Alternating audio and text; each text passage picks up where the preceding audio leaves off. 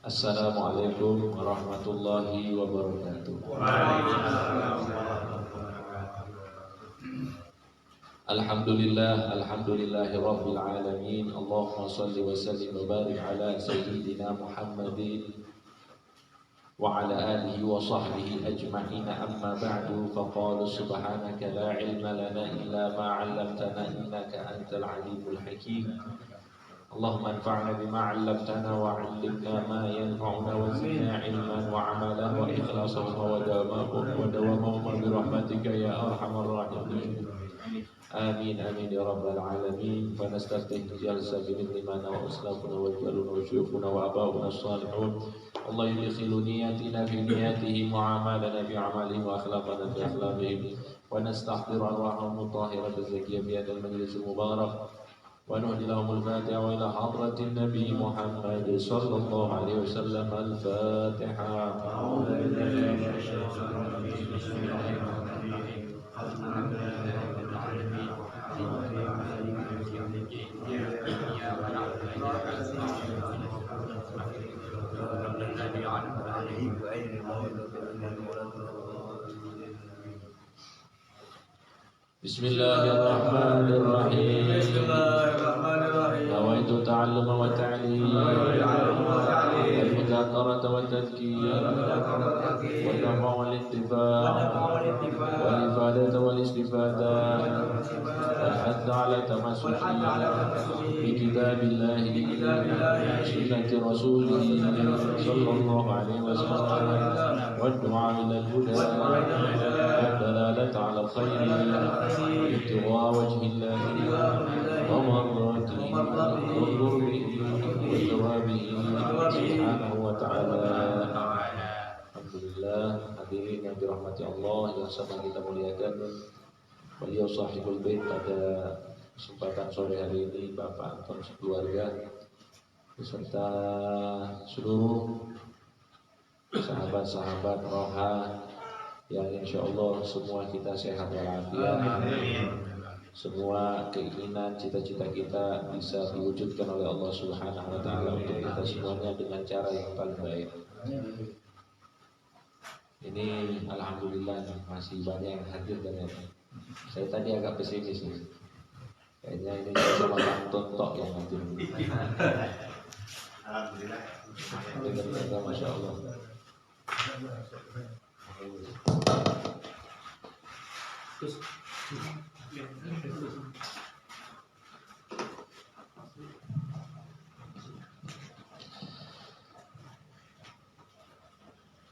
Hadirin yang dirahmati Allah Subhanahu wa Ta'ala. Nah, di sini kita lanjutkan apa yang menjadi kalam hikmah dari Al-Habib Abdurrahman bin Mustafa Al-Idrus.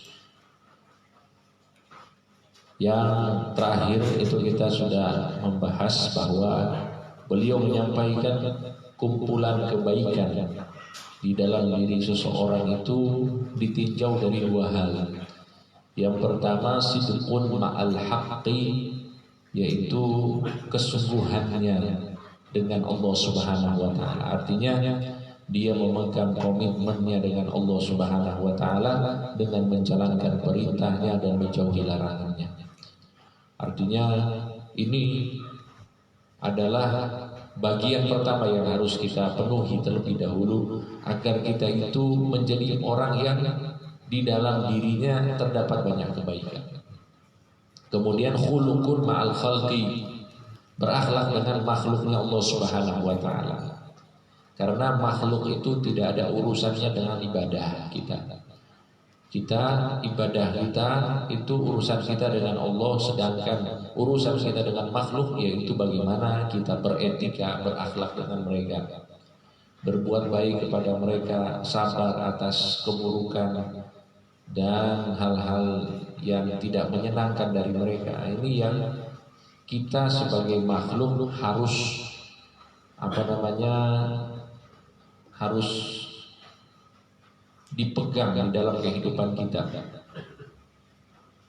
Dan ini dalam konteks apapun akhlak itu adalah sesuatu yang harus ada di dalam diri kita. Dan disebutkan oleh Nabi Muhammad SAW bahwa akmalul mu'minina imanan, orang mukmin yang paling sempurna imannya itu ahasinuhum akhlaqa, yang paling baik akhlaknya. Jadi akhlak itu adalah tanda keimanan.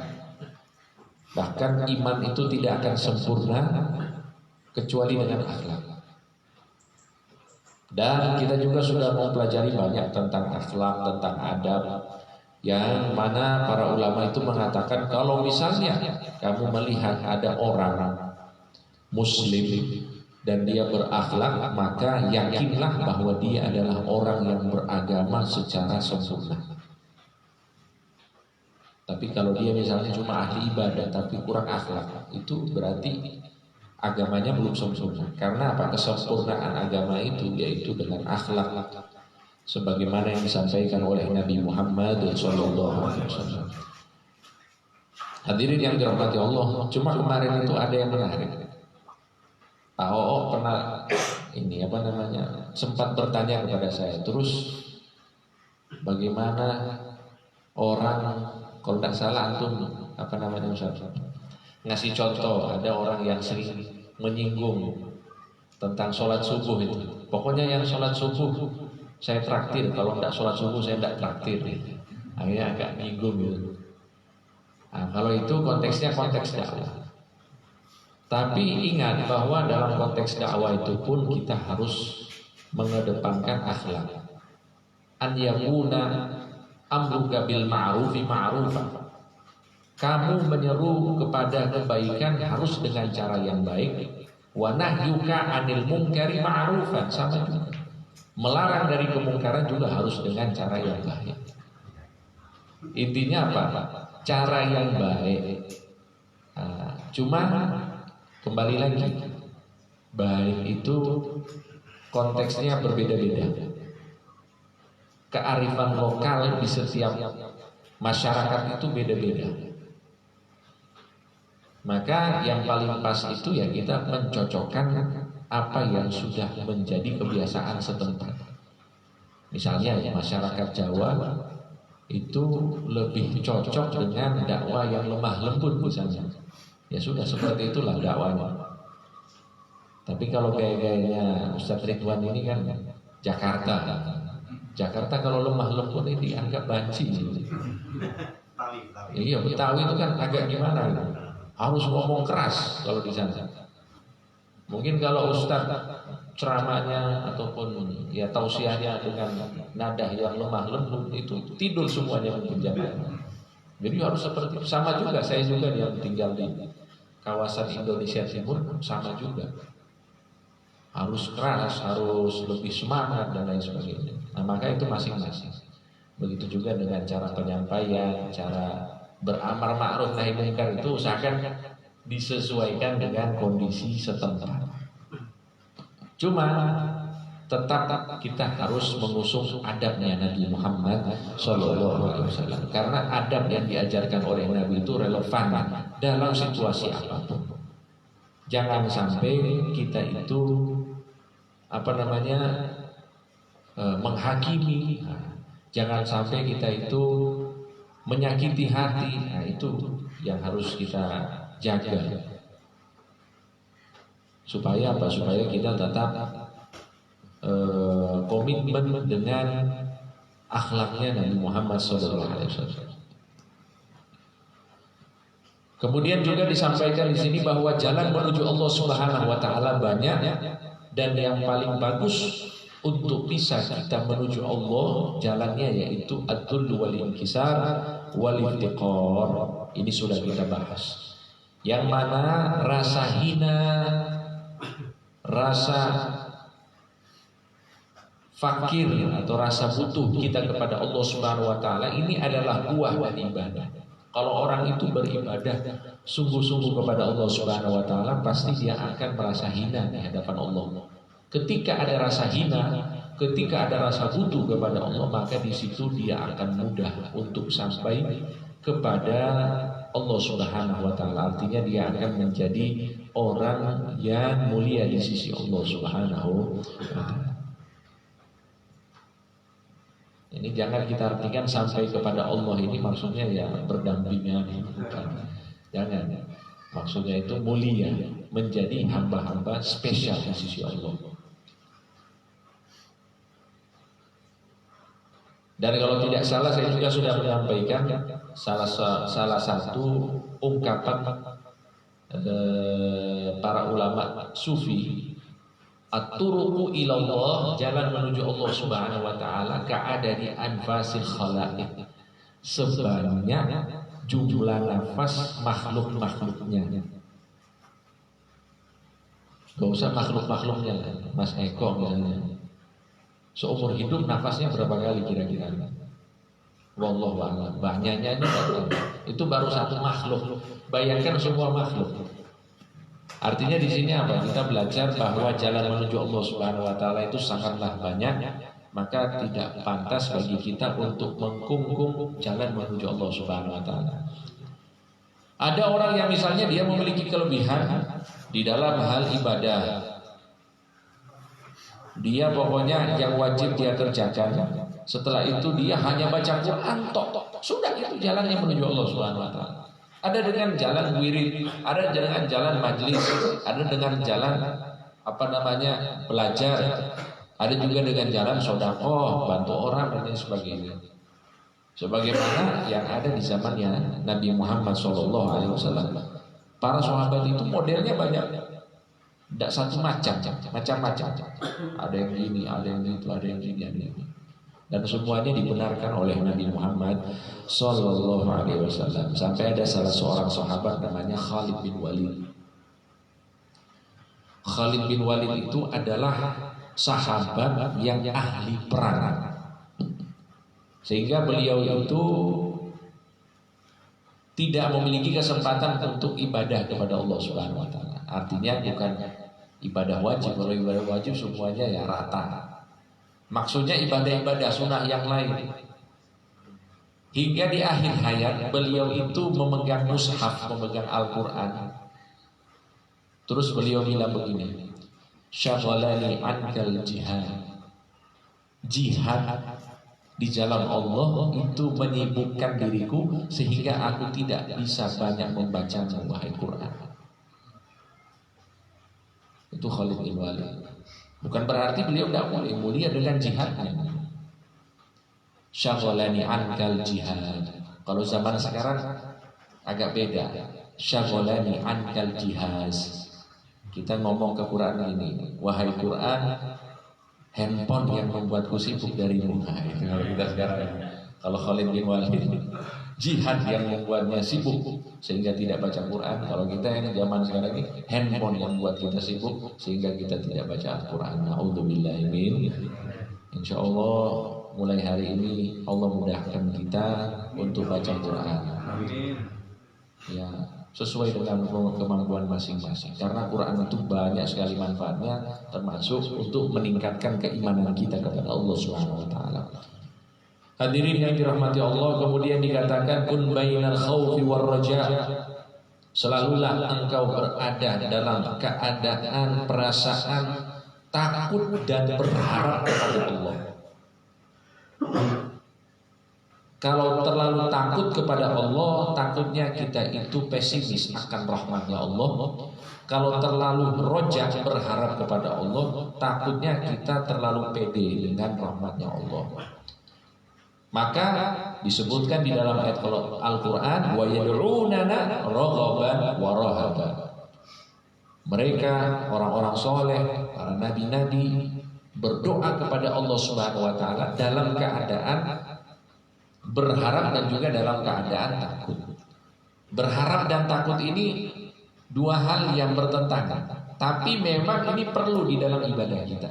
Agar ibadah kita sempurna, kata Al-Imam Al-Ghazali, harus ada dua perasaan ini. Perasaan misalnya gini, kita ini hadir apa ini? Hadir roha. Setelah roha itu harusnya kita di dalam hati ada perasaan berharap dan ada perasaan takut. Ya Allah, mudah-mudahan duduknya aku di sini bisa menjadi bekal pahala yang besar di sisimu nanti.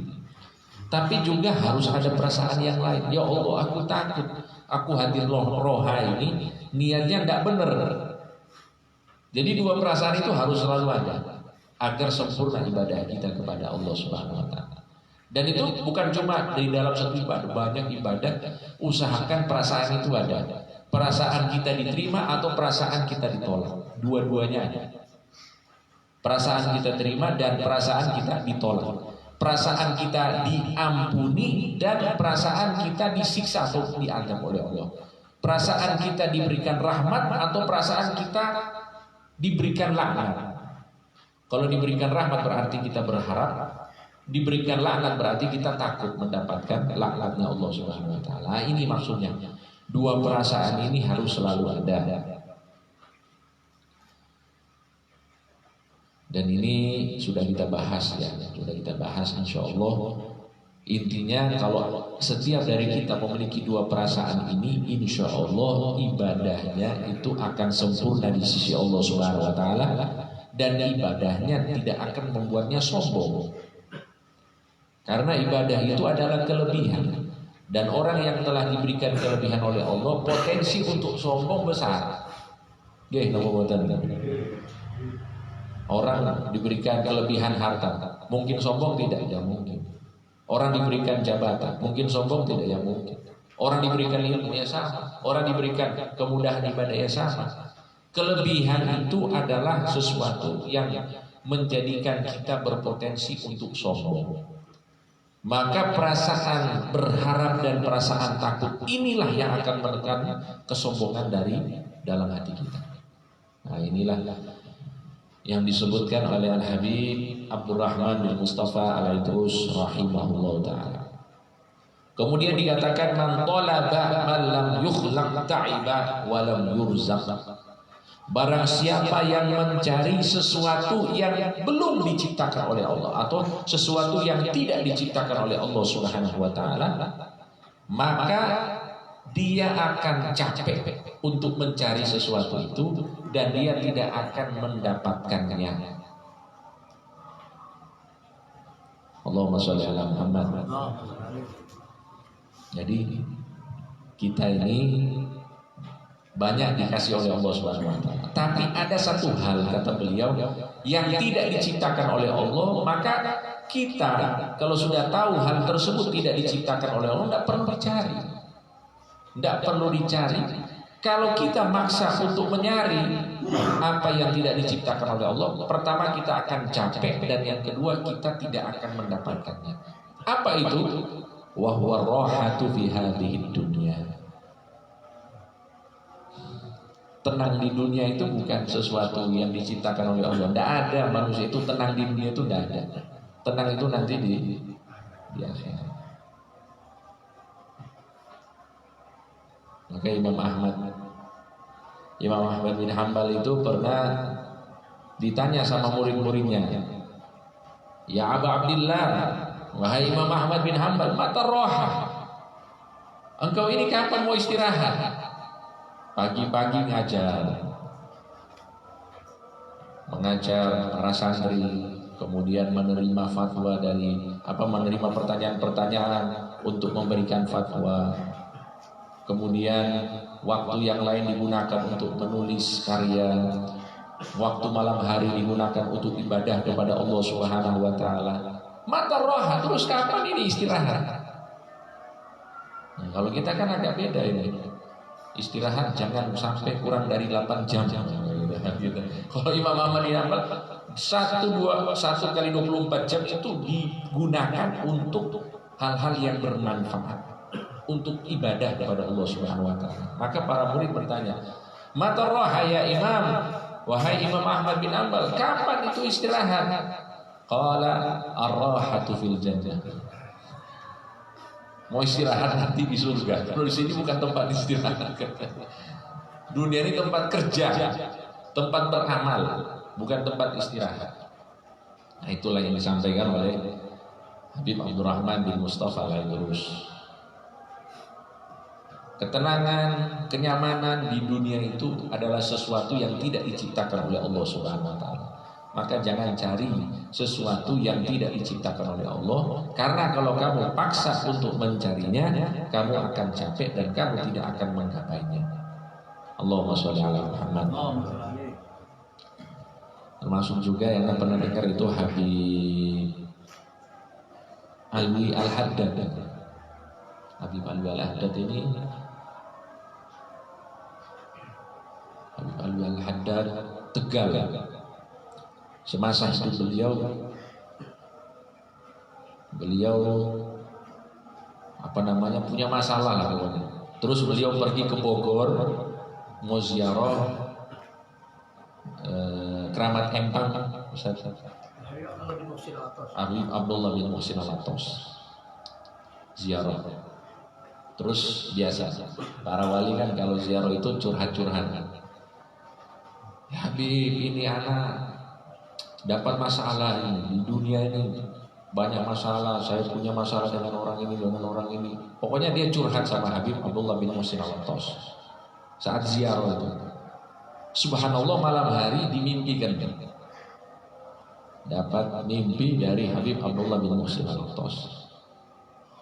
Terus Habib Muhsin bilang begini, hai Alwi, ente kenapa ke makom anak itu curhat masalah dunia? Anak ini sudah capek dengan dunia. Anak ini sudah capek dengan dunia. Pokoknya di dunia itu cuma satu kuncinya, sabar. Nggak usah cari cara bagaimana kamu bisa selesai dari masalah. Pasti akan ada masalah. Pasti tidak akan ada ketenangan. Maka satu kuncinya yaitu sabar. Kalau kamu sudah selesai urusan di dunia, ajalnya tiba, baru itu kamu akan tenang. Ini ditegur sama wali. Ini wali saja curhat, apalagi kita. Curhatannya banyak ini. Apalagi katanya 2023 resesi. Terjadi krisis ekonomi global. Tapi insya Allah kita akan selalu aman, nyaman, diberikan kesabaran oleh Allah Subhanahu Wa Taala dan kemudahan di dalam urusan-urusan kita. Amin, amin ya Rabbal alamin. Hadirin yang dirahmati Allah, kemudian dikatakan almar'u ma'a man ahabba, seseorang itu akan bersama dengan orang yang dia cintai. Kata beliau, hadzal kalam wa'dun wa wa'id. Perkataan Nabi Muhammad SAW ini mengandung dua unsur.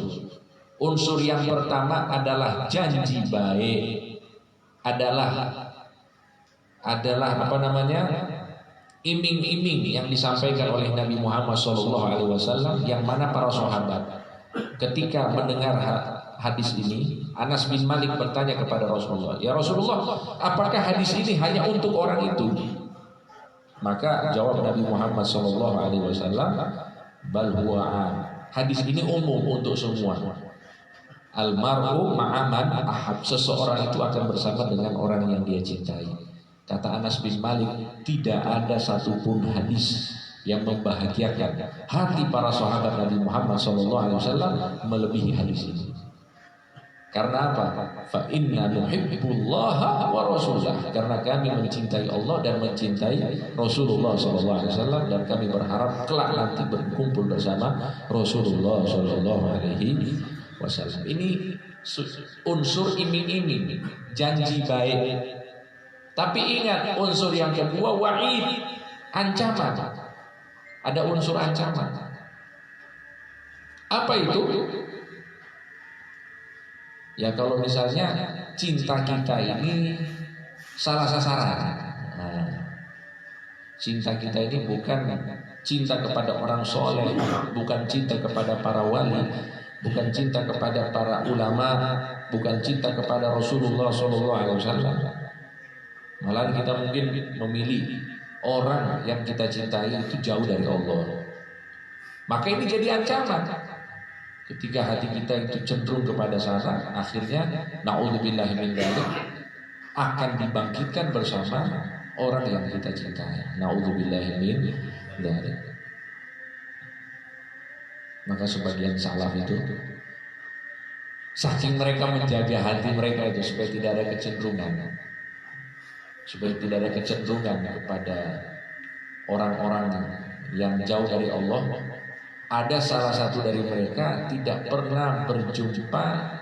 Ini hanya contoh ini para salaf. Rasa takut mereka dengan hadis ini. Ada satu orang katanya tidak pernah seumur hidupnya berjumpa dengan non-muslim. Tidak pernah seumur hidupnya melihat non-muslim, seumur hidupnya. Karena takut ketika dia itu berjumpa, kemudian ada kecenderungan hatinya kepada orang tersebut, sehingga itu bisa menjadi sebab dia dikumpulkan nanti di akhirat. Sampai seperti itu ada juga. Artinya kehati-hatian. Ini memang ngeri-ngeri sedap dan kita senangnya, wah kita dikumpulkan dengan orang-orang soleh. Kalau kita cinta dengan mereka, tapi ya kemungkinan dikumpulkan dengan orang-orang yang tidak soleh juga ada. Apalagi kalau ada orang yang jauh dari Allah tapi baik sama kita. Nah, ini juga jadi masalah biasanya.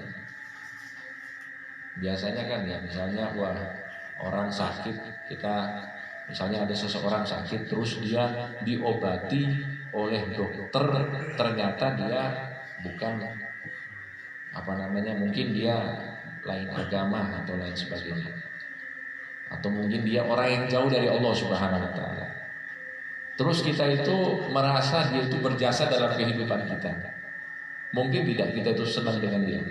Mungkin ya. Mungkin ada kecenderungan. Nah, kecenderungan itu dikhawatirkan oleh para ulama. Oleh karena itu hadirin yang dirahmati Allah, cara kita untuk bisa mencintai orang yang tepat, maka selalulah kita duduk dengan orang-orang soleh. Selalulah kita menghadiri majelis-majelis ilmu, majelis-majelis zikir dan sholawat. Karena insya Allah orang-orang yang ada di dalamnya adalah orang-orang kalau belum soleh berusaha untuk menjadi orang-orang soleh. Dan itulah yang kita harapkan supaya cinta kita ini tepat sasaran. Cinta kita ini berada kepada orang-orang yang dicintai oleh Allah Subhanahu wa taala, dan yang mencintai Allah dicintai oleh Rasulullah sallallahu alaihi wasallam dan mencintai Rasulullah sallallahu alaihi wasallam. Nah, jangan sampai kebalikannya. Orang soleh kita benci, wah, mikir repot. Satu majlis tapi ya kelihatannya sama-sama tapi hatinya terpecah-pecah. Jangan sampai. Padahal ya ini sahabat-sahabat inilah yang kelak nanti akan saling menolong nanti di akhirat. Al-akhillau yawma idzin ba'duhum li ba'din adu. Orang-orang yang bersaudara, yang bersahabat, kelak nanti di akhirat itu akan saling bermusuhan satu sama lain. Illal muttaqin, kecuali orang-orang yang bertakwa, orang-orang soleh. Jadi kita perbanyak teman-teman soleh kita, insya Allah mungkin ada dari beliau-beliau yang bisa menyelamatkan kita dengan syafaat-syafaatnya. Dan itulah yang kita harapkan.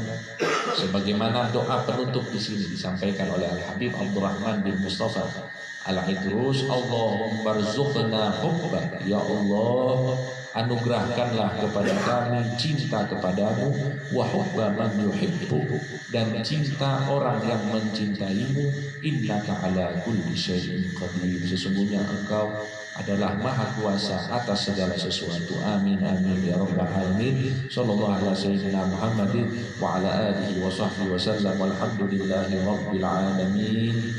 الفاتحة بنية القبول وتمام كل سر ومعمول، وإلى حضرة النبي الرسول سيدنا محمد صلى الله عليه وسلم. الفاتحة.